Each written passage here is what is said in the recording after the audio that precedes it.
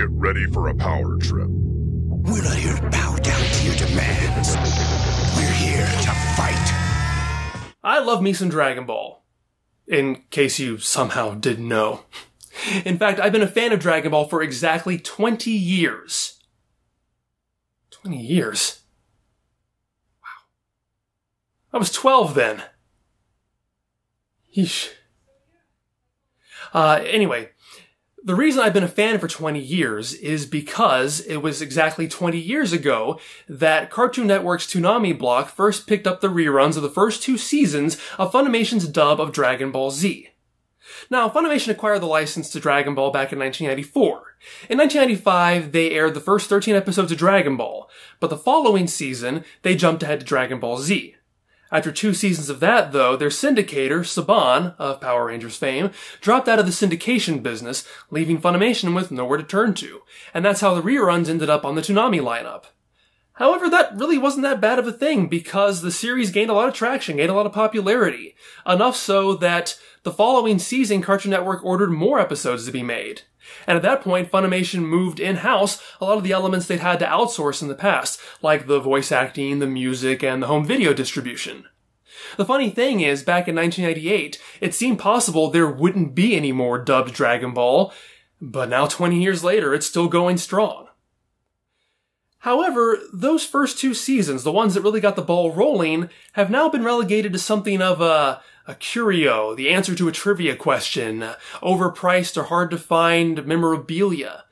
Because Funimation went back years later and redubbed the first 2 seasons, uncut and uncensored, with their own in-house cast. Which is all good and all, but as much of a fan of the Japanese version as I am, I'm not gonna lie, these are the episodes that got me into Dragon Ball in the first place, and I nostalgia for them hard. Yeah, I just used nostalgia as a verb. Fight me. Something else I nostalgia hard for is the old fan site Dragon Ball Z Uncensored. See, back in the days before bilingual Dragon Ball DVDs, that site was one of the few ways that fans like me got to find out what was different between the original version and the edited dub. And it was always my fantasy that I'd somehow get to do my own Dragon Ball Z Uncensored someday, that Chris Saros would come up to me with a stack of Japanese tapes and say, "Carry on my mission." Well, I have my own YouTube channel, so now I can. So get ready to rock the dragon as, believe it or not, to celebrate my 20th anniversary, I'm going to take you through 10, in no particular order, changes from the first 2 seasons of Dragon Ball Z that I find particularly interesting, fun, crazy, whatever. Anyway, time to party like it's 1998. Cutting out the first episode. Dragon Ball Z opens with an episode entitled Mini Goku is an Overprotected Boy. I am Gohan. While it opens with Raditz arriving and ends with him confronting Piccolo, the bulk of the episode is dedicated to showing Gohan screw around in the woods. While it is cute and it does call back to Goku's own adventures in the first episode of Dragon Ball, it's not exactly an exciting way to open a sequel series. It's an even less exciting way to open a brand new series that is largely introducing the concept to its viewers in the first place, which is a situation Funimation found itself in. Not to mention it's all filler anyway, so they quite wisely, in my opinion, put most of the first episode onto the chopping block. Their first episode, The Arrival of Raditz, mostly sourced footage from the second episode, where the plot really gets moving. As for Gohan, that meant the dub introduced him like this. Why is he hanging on a branch halfway down a cliff? Who cares? Let's get back to that Raditz guy. Funimation would ultimately cut 9 episodes worth of material out of the first story arc, and they got quite a head start right at the beginning. No dead Namex here. In Season 2, Funimation dubbed the first half of the Frieza arc, and that proved to be a little bit of a problem because the early Frieza story consisted of a lot of, corpses, as Frieza and his men systematically killed off the population of planet Namek. Even worse, some of the victims were children, making this some of the most grotesque violence in the entire series. What were they to do? A lot, as it turns out. The Great Not Dead Namek Conspiracy was one of Funimation's most involved cover-ups, taking a lot of different forms. Digitally painting over dead bodies was a pretty obvious way of avoiding death, such as when Gohan returns to an already devastated village. Just ignore the graves. But since they were trying to convince their audience that the victims being beaten to a, bloodless pulp weren't dying in the first place, they couldn't just make them disappear mid-battle. So, when in doubt, have dead bodies breathe really loudly. Since blood was already a no-no, it was much easier to make us believe that guy's not dead, he's just resting. One of the most gruesome moments was the death of Dende's little brother Cargo. A little bit of editing, and Dodoria wasn't killing someone behind the Elder, he was firing at the Elder and just missed. And when Dodoria does kill the Elder, by snapping his neck no less, just use a discretionary cutaway and add in some sounds of nondescript scuffling.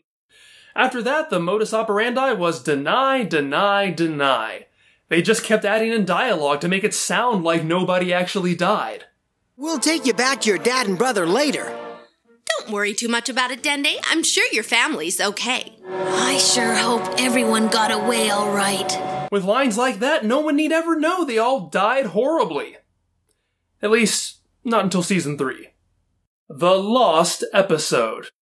In 2003, Funimation wrapped production on their 6th and final season of Dragon Ball Z. And yes, it was 6 seasons, not 9. Anyway, they moved on to Dragon Ball GT. But fearing that the wackier, light-hearted antics of the first story arc wouldn't appeal as much to an American audience, they skipped over those, later drumming up hype for them by releasing them as the Lost episodes, even though they're the ones who lost them in the first place. But it wasn't the first time the English dub lost an episode. Dragon Ball Z Episode 10, Escape from Piccolo, was a combination of 2 episodes, one of which saw Gohan build a boat to escape the island Piccolo had stranded him on, and the other where he washed up in the midst of a group of orphans, fighting off the social workers trying to take them in. Apparently, Saban, the syndicator of the first 2 seasons, got cold feet over an episode showing kids defying authority, or perhaps the social workers treating the kids with such force. So, they shelved it. Episode 10 never aired during the original run, and it was initially only available on home video. But Toonami proved to be less squeamish than Saban had been, and so episode 10 was finally broadcast in reruns 2 years later. But it never got a Dragon Ball Z uncensored episode comparison. The Great Recensoring. As I just mentioned, Saban would sometimes balk even at the heavily sanitized scripts Funimation was putting out. Of note, death was a big no-no in the first 2 seasons. However, a few references to it managed to sneak past in the first 4 episodes. This isn't good. I smell death in the air. 3 years ago, a huge comet smashed into it and caused it to explode, killing everyone on it at the time. But Saban soon put the kibosh on that. Death was not to be mentioned anymore. Not only that, but they had to go back and re-edit the first 4 episodes to remove any references to death. Oh, this isn't good. 3 years ago, a huge comet smashed into it and caused it to explode, wiping out everyone. Even when Toonami aired the reruns, it was still the doubly sanitized versions. Which brings me to another dimension. I certainly couldn't avoid talking about one of the most notorious changes in the first 2 seasons. Death was a no-no, but a lot of major characters die in the first story arc, which comprised Funimation's first season. The first act even begins with the death of the main character, who spends much of the season in the afterlife with a halo over his head, no less. The concept of death couldn't just be written out, but it could be presented in a more sanitized way. So characters didn't die, they phased on into the next dimension or another dimension. They weren't terribly consistent with the terminology. And the good news is, the original version had already established a way of getting rid of dead bodies. Goku disappeared when he died because he was being granted his body in the afterlife. Kami, as a god, disappeared too. So why not just have everybody do it? I mean, they all eventually end up with their bodies in the afterlife anyway, so let's just have them pass on a little bit quicker. Piccolo gets painted away, Nappa and Chaozu blow up so they never left a body in the first place, even in the original, so that's excuse enough to have Yamcha likewise disappear. Who's Kami? Now this is one of those blink and you'll miss it kind of changes. In fact, Chris Soros of DBZ Uncensored never even mentioned it, but to be fair, he did seem kind of clueless about original Dragon Ball. But when Goku's body disappears, this exchange happens. Hey, look Look, he's disappearing! I know. It was Kami, Who's Kami? the guardian of the Earth. In case you didn't realize, that was Krillin who questions Piccolo. Now, this bit of expository dialogue makes sense. A lot of viewers, myself included, were new to Dragon Ball and would have no idea who this Kami person was. In fact, since Funimation skipped over most of Dragon Ball, even fans who'd been there since day one wouldn't know who he was. So there needed to be a character who didn't know who Kami was, so someone else could explain it to the audience. Even if it was an explanation that did its best to gloss over the fact that this character is a god. But the unfortunate reality is, not a single conscious character present hadn't met Kami by this point, so in retrospect, this just makes Krillin look pretty stupid. But it just goes to show how even small line changes can really have an impact on the story. A brilliant scientist. Speaking of which, when Goku fights Vegeta, Vegeta decides to transform into his Great Ape form by launching a Power Ball as a substitute for the full moon. While in the original dialogue, Vegeta explains how the process works, Funimation's writers decided to replace it with dialogue linking the move to Goku. As a matter of fact, it was your genius father who invented this little technique. Your father was an average fighter, Kakarot, but he was a brilliant scientist! Most likely, they didn't realize that the Dragon Ball franchise would later show us exactly who Goku's father, Bardock, was, and he certainly wasn't a brilliant scientist. He was a doomed prognosticator. I mean, he was the first Super Saiyan. I mean, he was a time traveler. I mean, he had a wife named Gine? Okay, at this point, brilliant scientist doesn't seem as outlandish as it did in 1996. SDA. In Dragon Ball Z Uncensored, SDA stood for Stupid Dialogue Alert. Funimation had a tendency to punch up the dialogue, and that certainly wasn't exclusive to the first two seasons. In fact, it arguably got worse with Season 3. But I'd be lying if I said I didn't have a soft spot for some of these, or even just the delivery. And I also have to admit that my friends and I quoted these ad nauseum back in 7th grade. Here are a few of my favorites.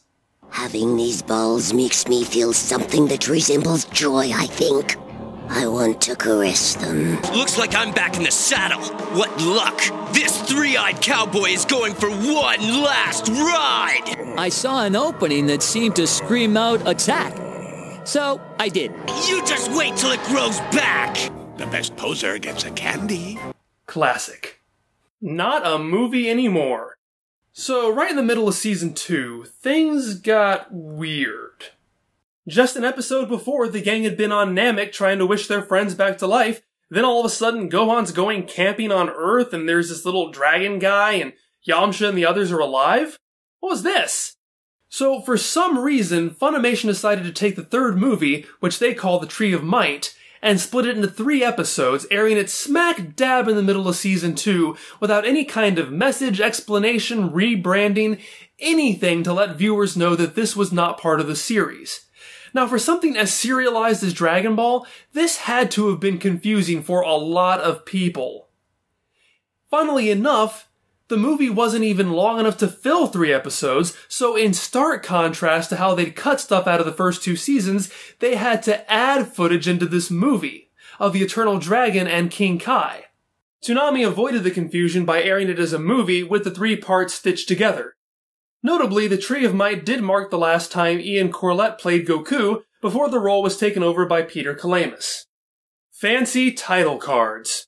Something the first 2 seasons of dubbed DBZ included were unique title cards for every episode. The text font was always different, and most of them were animated. The CG looks a bit dated now and kinda corny, but it's still pretty cool. The care they went to make the animation fit the episode was impressive. Like in the Cybermen Strike, where the text oozes around, similar to the liquid that makes them. And then there's No Refuge from Recoome, where Recoom's eyes make the double O's in his name. When Funimation moved everything in-house for Season 3, the title animations were replaced by plain white text, although at least it wasn't a Star Trek font. And the Japanese title cards have always been plain white text. In fact, in Kai and Super, they've gotten even lazier by just reusing the same background for entire stories. Who'd be so lazy just to reuse the same background episode after episode?